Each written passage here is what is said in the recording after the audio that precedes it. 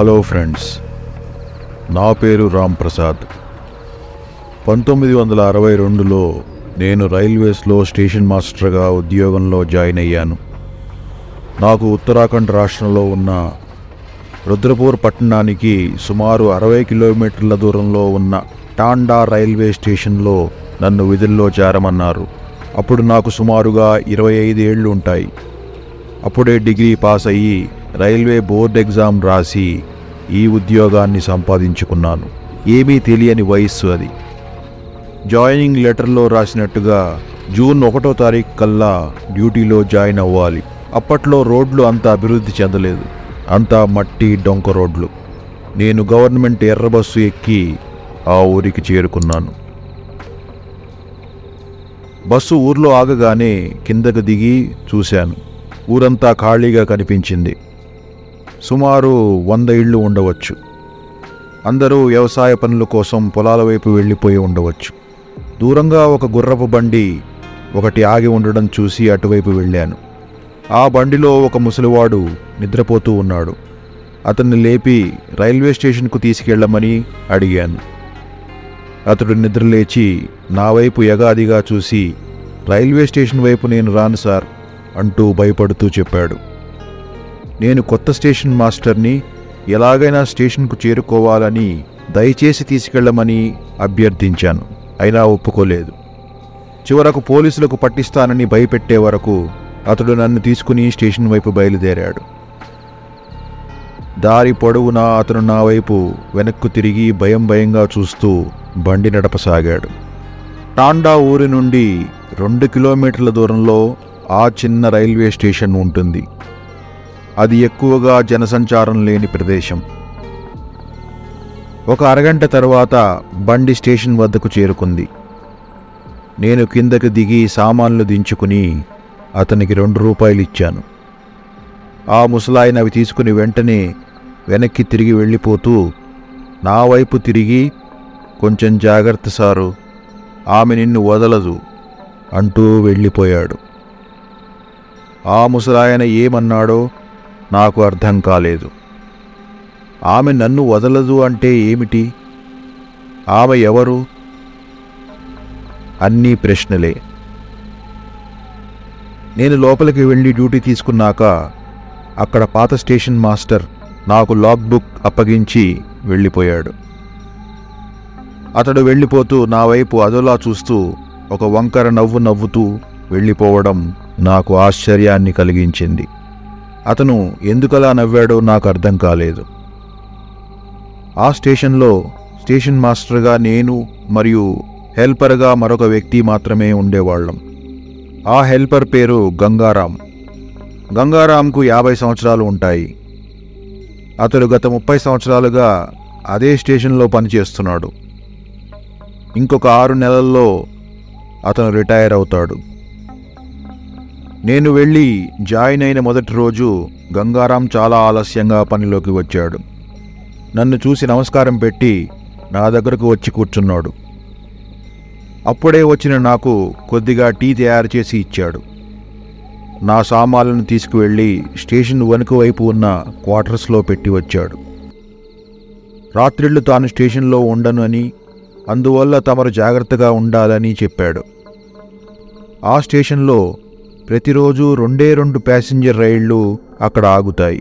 242 down బిజనాపూర్ వైపు వెళ్లే passenger పొద్దున్నే 8 గంటలకు వస్తుంది.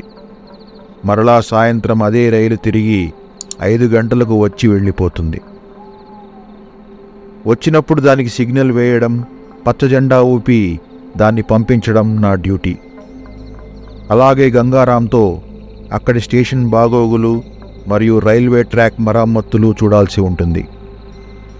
ఆ రోజు 6 గంటలకు ప్యాసింజర్ రైలు వెళ్ళిపోగానే గంగారాం నా దగ్గరకు వచ్చి, ఇంటికి వెళ్ళిపోతాను సార్, మీరు జాగ్రత్త అని అన్నాడు. నేను గంగారాంని ఆపి నా పక్కనే కూర్చోబెట్టుకుని ఆ గుర్రపు బండివాడు నాతో అన్న విషయాన్ని అడిగాను. గంగారాం చిన్నగా నవ్వి, అవన్నీ పట్టించుకోకండి సార్ అంటూ మాట దాటవేశాడు. కానీ నేను ఆ విషయం ఏమిటో చెప్పాలని నిలదీశాను. వెంటనే గంగారాం, 10 సంవత్సరాల క్రితం అక్కడ జరిగిన ఒక విషయాన్ని గురించి చెప్పడం ప్రారంభించాడు. టాండా గ్రామంలో కొత్తగా పెళ్ళైన ఒక జంట ఉండేది. ఆ అబ్బాయికి పట్టణంలో ఉద్యోగం వచ్చి బయలుదేరాల్సి వచ్చింది. అతడు తన సామాన్లతో రైల్వే స్టేషన్కు వచ్చి ప్యాసింజర్ రైలు ఎక్కబోతుండగా కాలు జారి రైలు కింద పడడం జరిగింది. అతని మృత్యు వార్త ఆమెకు విషయం తెలిసింది. ఆమె మరుసటి రోజు స్టేషన్కు వచ్చి అదే ప్యాసింజర్ రైలు కింద పడి ఆత్మహత్య చేసుకుంది. అప్పటి నుండి ఆమె రాత్రిపూట ఈ రైల్వే స్టేషన్లో తిరుగుతూ ఉంటుందన్న పుకారు మొదలయ్యింది అని చెప్పాడు. రాత్రిపూట ఇక్కడ ఉండే స్టేషన్ మాస్టర్లు ఆమెను చూశామని చెబుతూ ఉండేవారు. ఎంతోమంది తమ ఉద్యోగాల్ని వదిలి వెళ్ళిపోయారు. ఎవరూ ఈ స్టేషన్లో డ్యూటీ చేయడానికి ముందుకు వచ్చేవారు కారు. వచ్చినా కొన్ని రోజుల వ్యవధిలోనే వెళ్ళిపోతూ ఉండేవారు. అందుకనే రాత్రిళ్ళు మిమ్మల్ని జాగ్రత్తగా ఉండమని హెచ్చరించాను అంటూ చెప్పి వెళ్ళిపోయాడు. చీకటి పడుతూ ఉండడంతో నేను కూడా ఆఫీస్ రూమ్ తాళం వేసి నా క్వార్టర్స్ వైపు వెళ్ళిపోయాను. సామాన్లు సర్దుకుని వంట చేసుకుని తిని నిద్రలోకి జారుకున్నాను. 2 రోజులంతా బాగానే గడిచింది. 3వ రోజు నాకు బిజ్నోర్ స్టేషన్ నుండి సమాచారం వచ్చింది. అర్ధరాత్రి 2 గంటలకు ఒక గూడ్స్ రైలు వస్తుందని, దానికి సిగ్నల్ ఇవ్వవలసిందిగా ఆర్డర్ వచ్చింది. నేను ఆ రోజు అలారం పెట్టుకొని 1 గంటకల్లా లేచి స్టేషన్లోకి వచ్చాను. ఆఫీస్ రూమ్ గది తలుపులు తీసి రైలు కోసం వేచి చూడసాగాను. ఆ స్టేషన్లో ఒకటే ప్లాట్ఫామ్ ఉంటుంది. మొత్తం స్టేషన్లో కేవలం 3 బల్బులు వెలుగుతూ ఉంటాయి. అది చలికాలం. బయట చాలా చలిగా ఉంది. చుట్టుపక్కల అంతా దట్టమైన అడవి. అక్కడకు హిమాలయాలు చాలా దగ్గర. అంతా కొండ ప్రాంతం. చాలాసేపు ఎదురుచూసిన నాకు గూడ్స్ రైలు వస్తుందన్న సమాచారం రాలేదు. విసుగు పుట్టి కుర్చీలోంచి లేచి బయటకు వచ్చాను.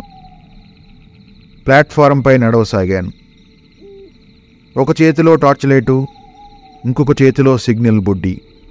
నడుచుకుంటూ వెళ్తున్న నాకు దూరంగా ప్లాట్ఫామ్ బెంచీ మీద ఎవరో మనిషి కూర్చున్నట్టు కనపడింది. ఒక్క క్షణం నా గుండె జలధరించింది. గంగారాం చెప్పింది నిజమేనా? అక్కడ బెంచీ మీద అర్ధరాత్రి సమయంలో కూర్చున్నది ఎవరు? దగ్గరకు వెళ్ళి చూద్దామా వద్దా అన్న సంశయంలో ఉన్న నాకు ఆఫీస్ రూమ్ నుండి ఫోన్ మోగడం వినపడింది. వెంటనే పరుగున వెళ్ళి ఫోన్ అందుకున్నాను. గూడ్స్ వస్తుందన్న సమాచారంతో వెంటనే వెళ్ళి గేర్ లివర్ లాగి సిగ్నల్ ఇచ్చాను. బయటకు వచ్చి రైలు వచ్చే దిశగా చూడసాగాను. రైలు మెరుపు వేగంతో స్టేషన్ దాటుకుంటూ వెళ్ళిపోయింది. ఆ తర్వాత నేను ఆ బెంచి వైపు చూడగా అది ఖాళీగా కనపడింది. అక్కడ ఎవరూ కూర్చొని కనపడలేదు. నేను అంతకుముందు చూసినది భ్రమా లేక నిజమేనా? ఆమె ఎవరు? దెయ్యమా? అర్థం కాలేదు. వెంటనే ఆఫీస్ రూమ్ తాళం వేసి నా రూమ్కి చేరుకున్నాను. తెల్లవారాక గంగారాంకు విషయం చెప్పాను. అతడు నవ్వుతూ, మీరు ఏమీ దిగులు పడకండి సార్, ఆమె మానాన ఆమెను వదిలేయండి, మిమ్మల్ని ఏమీ చేయదు అంటూ తన పనిలో మునిగిపోయాడు. మధ్యాహ్నం టాండా ఊరి నుండి 10 మంది గ్రామస్తులు నా దగ్గరికి వచ్చారు.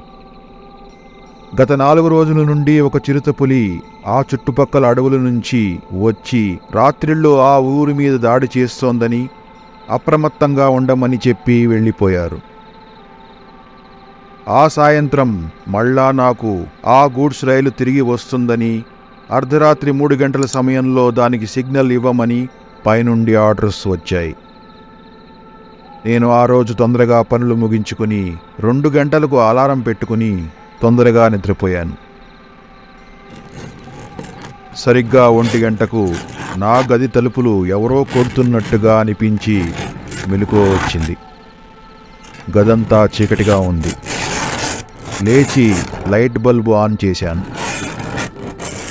బయట నుండి వచ్చే చప్పుడు ఆగిపోయింది. తలుపు తీసి ఎవరో చూద్దామని అనుకుంటూ ఉండగా బయట నుండి ఒక చిన్న గుర్రుమనే శబ్దం వినపడింది. ఏమై ఉంటుందా చూద్దామని గది కిటికీ తలుపు తీసి బయటకు చూశాను. ఎదురుగా 10 అడుగుల దూరంలో ఒక పెద్ద చిరుతపులి నా వైపే చూస్తోంది. నన్ను చూడగానే భయంకరంగా గర్జించి కిటికీ వైపు దూసుకొచ్చింది. నేను తలుపు వేసే లోపలే దాని పంజా లోపలికి పెట్టి బలంగా నాపై దాడి చేసింది. అంతా క్షణాల్లో జరిగిపోయింది. ఆ పంజా గోళ్లు నా కుడి చేతిని బలంగా చీల్చేశాయి. అతి కష్టం మీద నేను కిటికీ తలుపు మూసివేశాను. అప్పుడు గుర్తొచ్చింది నాకు చిరుతపులి గురించి గ్రామస్తులు చెప్పిన విషయం. భయంతో నాకు ఒళ్ళంతా చెమట పట్టింది. ఆ చిరుతపులి చాలాసేపు ఆ గది తలుపులను తన గోళ్లతో గీరుతూ తోసుకొని లోపలికి రావడానికి ప్రయత్నించసాగింది. ఆ చిరుతపులి గాండ్రింపులతో ఆ ప్రదేశమంతా మారుమ్రోగిపోతోంది.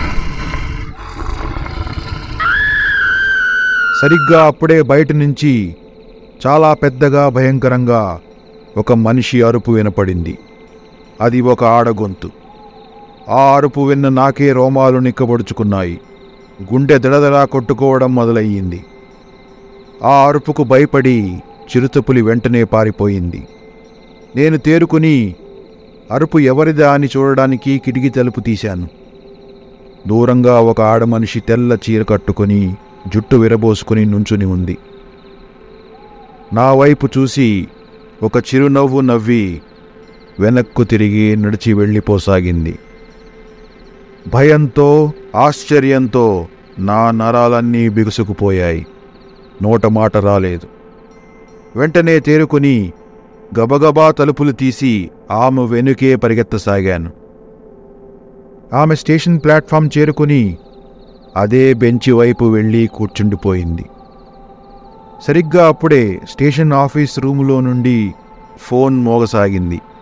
వెంటనే వెళ్ళి రిసీవ్ చేసుకున్న నాకు గూడ్స్ వస్తున్నందుకు సిగ్నల్ ఇవ్వమని సమాచారం అందింది. నేను సిగ్నల్ ఇవ్వడంలో బిజీ అయిపోయాను.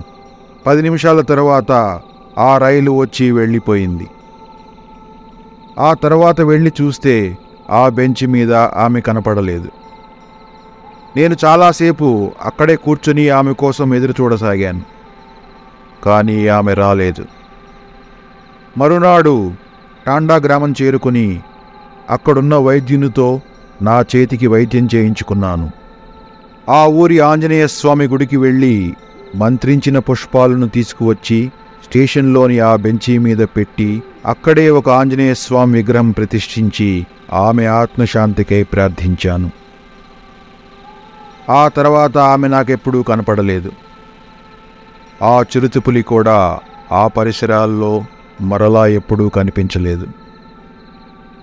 నేను 5 సంవత్సరాలు అక్కడే డ్యూటీ చేసి మరో స్టేషన్కు ట్రాన్స్ఫర్ అయ్యి వెళ్ళిపోయాను. కానీ ఇప్పటికీ ఆమె నా వైపు చూసి నవ్విన చిరునవ్వు నా మది నుంచి చెరిగిపోలేదు. ఫ్రెండ్స్, ఈ వీడియో మీకు నచ్చినట్లయితే తప్పకుండా లైక్ చేసి మీ మిత్రులకు షేర్ చేయండి. మీ అభిప్రాయాలను కామెంట్ రూపంలో పంచుకోండి. మరొక వైల్డ్ థ్రిల్లింగ్ హర్రర్ స్టోరీతో త్వరలో మీ ముందుకు వస్తాను. జై హింద్, శుభరాత్రి.